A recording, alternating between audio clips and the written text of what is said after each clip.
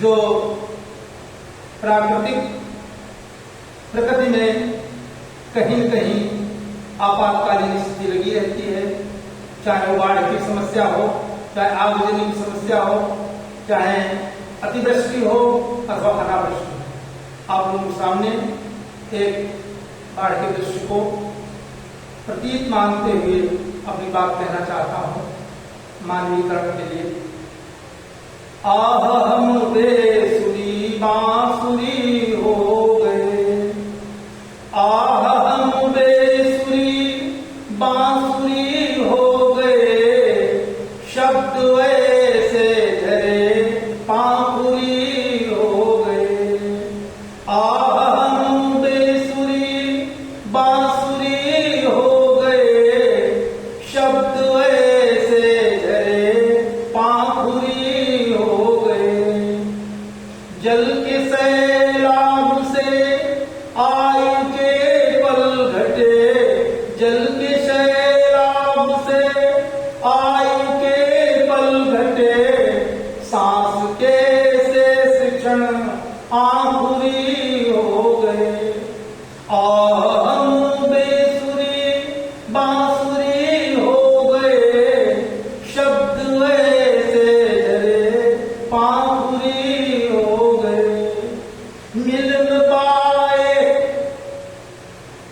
मिल न पाए वो जिनकी प्रतीक्षा में थे, नयन ऐसे झरे निर्झरी हो गए। मिल न पाए वो जिनकी प्रतीक्षा में थे, नयन ऐसे झरे निर्झरी हो गए। और प्रतीक्षा के बारे में किसी ने कहा है कि इंतजार इम्तिहान होता है, इसमें इश्क का 16 जवाब होता है। तो मिल न पाए वो जिनकी प्रतीक्षा में थे, नयन ऐसे झरे निर्झरी हो गए। साधना में समर्पण अधूरा रहा। मित्रों, ये मेरे जीवन से मिलता जुलती पंक्ति कि इलाहाबाद विश्वविद्यालय में जाकर अध्ययन करके और प्रशासनिक सेवाओं के लिए तैयारी करते हुए अपनी यात्रा प्रारंभ की, लेकिन अंत में उस लक्ष्य की प्राप्ति नहीं हो पाई जो मैं सोच रहा था। तो उससे मिली जुली पंक्ति है, आप ध्यान करें मानवीकरण अलंकार में कि मिल न पाए वो जिनकी प्रतीक्षा में थे, नयन ऐसे झरे निर्झरी हो गए। साधना में समर्पण अधूरा रहा, हाथ ऐसे जुड़े आंजुरी हो गए। मित्रों, हाथ ऐसे जुड़े आंजुरी हो गए, हाथ ऐसे नहीं जुड़ पाए। अगर हाथ पूरे जुड़ जाते तो शायद ये तपस्या पूरी हो जाती है। नाम बीपी तो है, लेकिन बीच में आई नहीं जोड़ पाया। मैं वीआईपी का ख्वाब देखता था।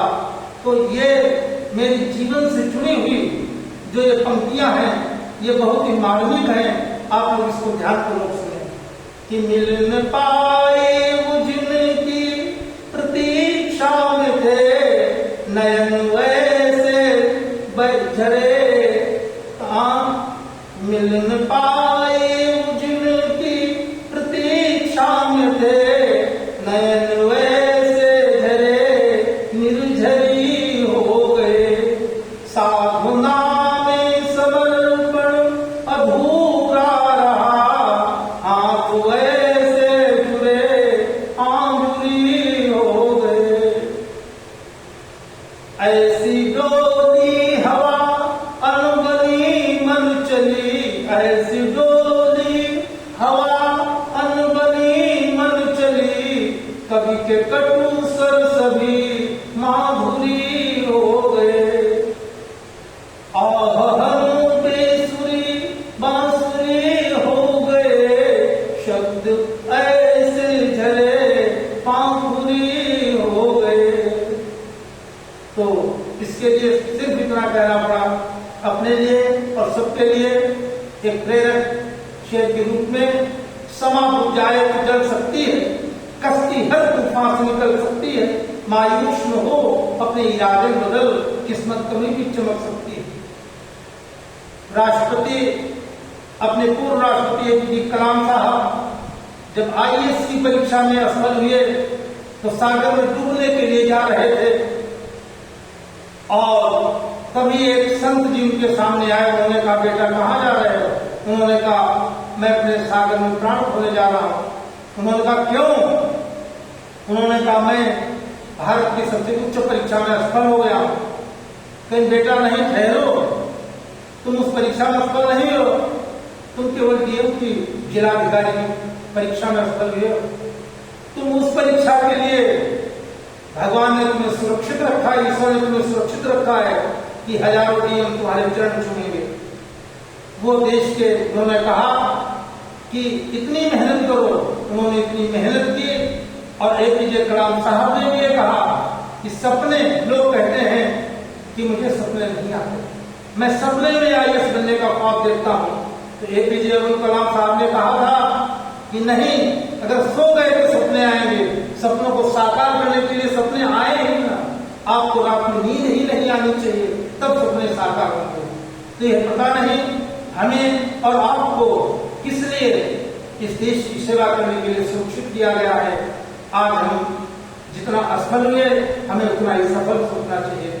हमें अपना सफल कुदरत को और उस परवरदिगार को, परमपिता परमेश्वर को हमेशा उसका धन्यवाद ज्ञापित करना चाहिए। जय हिंद, जय भारत।